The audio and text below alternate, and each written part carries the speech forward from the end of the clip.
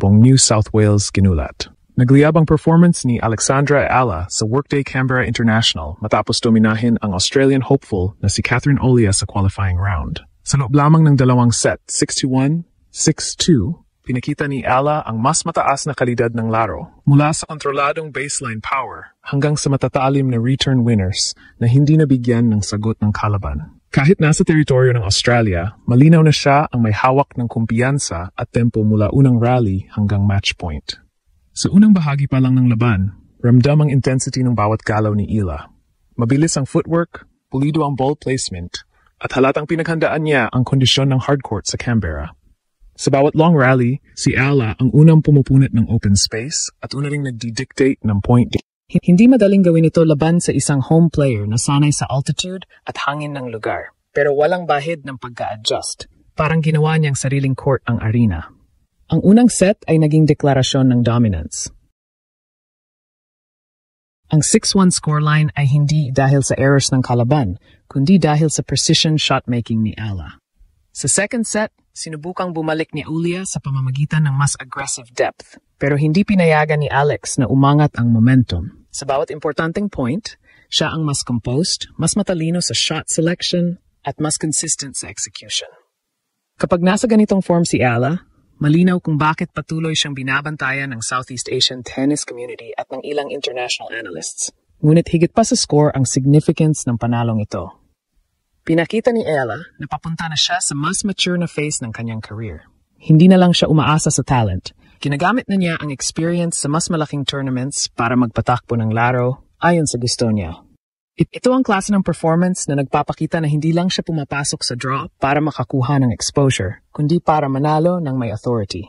Hindi na siya racing star lang. Isa na siyang consistent threat sa mga ITF W25, W60 events at mabilis pang tumataas ang ceiling niya.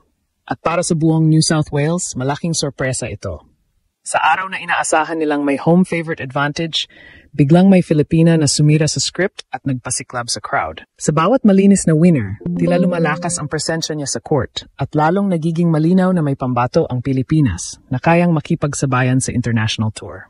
Kung ang performance na ito ang magiging standard ni Ala sa kabuuan ng tournament, posibleng mas marami pang headline ang mababasa natin sa mga susunod na araw at mas maraming fans ang mapapalingon, mapapabulalas at sasabihing muli, kinulat na naman niya ang mundo. Ang pinakamahalagang obserbasyon mula sa panalo ni Alex sa Canberra ay kung gaano kalayo ang narating na maturity ng kanyang laban. Sa surface level, dominant win lang ito laban sa isang qualifier. Pero kapag sinuri ng mas malalim, makikita na mas mataas na klase ng control, decision-making at aggression ang ipinakita niya kumpara sa nakaraang seasons. Halos hindi siya nagbigay ng pagkakataon kay Aulia na makabuo ng momentum dahil mula pa sa unang point, siya ang nagdikta ng court positioning at tempo. Ang ganitong klase ng command ay indikasyon ng isang manlalarong hindi na umaasa sa natural ability lamang, kundi gumagamit na ng system at structure sa bawat rally. Makikita rin na mas mahusay ang shot discipline niya. Hindi siya naglalabas ng unnecessary power. Instead, ginagamit niya ang tamang kombinasyon ng depth at spin para i-lock ang kalaban sa defensive zone. Kapansin-pansin kung paanong halos lahat ng return niya ay may malinaw na purpose, either to pull Aulia wide or I-pressure ang backhand. Kapag may opening, hindi siya nagdadalawang isip mag-first strike, bagay na dati ay medyo inconsistent. Ang ganitong tactical progression ang dahilan kung bakit naging one-sided ang laban kahit pa home crowd ang nasa likod ng kalaban. Sa movement naman, makikita ang malaking improvement. Mas maaga ang split step, mas mabilis mag-adjust sa directional shifts, at mas compact ang footwork. Hindi siya lumalayo sa baseline ng walang dahilan at hindi rin inaabuso ang pagpatong sa likod kapag napupuwersa sa mahabang rallies. Ibig sabihin, mas efficient na ang kilusan niya. Mas kaunting galaw para sa mas malaking output. Ito ang isa sa mga dahilan kung bakit parang effortless ang control niya sa match, kahit mataas ang intensity ng exchanges. Isa pang mahalagang aspeto ay ang mental composure. Sa tennis, kadalasan ang home player ang mas may early confidence dahil sa energy ng crowd. Pero sa laban na ito, baliktad ang nangyari. Si Alex ang nag-project ng calm dominance. Walang panic sa tight points, walang hesitation sa finishing shots. Kahit bahagyang umangat ang laro ni Aulia sa second set, hindi na shake ang momentum dahil alam niyang nasa kanya ang mas mataas na baseline quality. Ang ganitong psychological stability ay napakahalaga para sa isang player na lumalaban sa international circuit. Sa strategic context, malaki ang implication ng pagkapanalo niya ng ganito kakumpiyansa.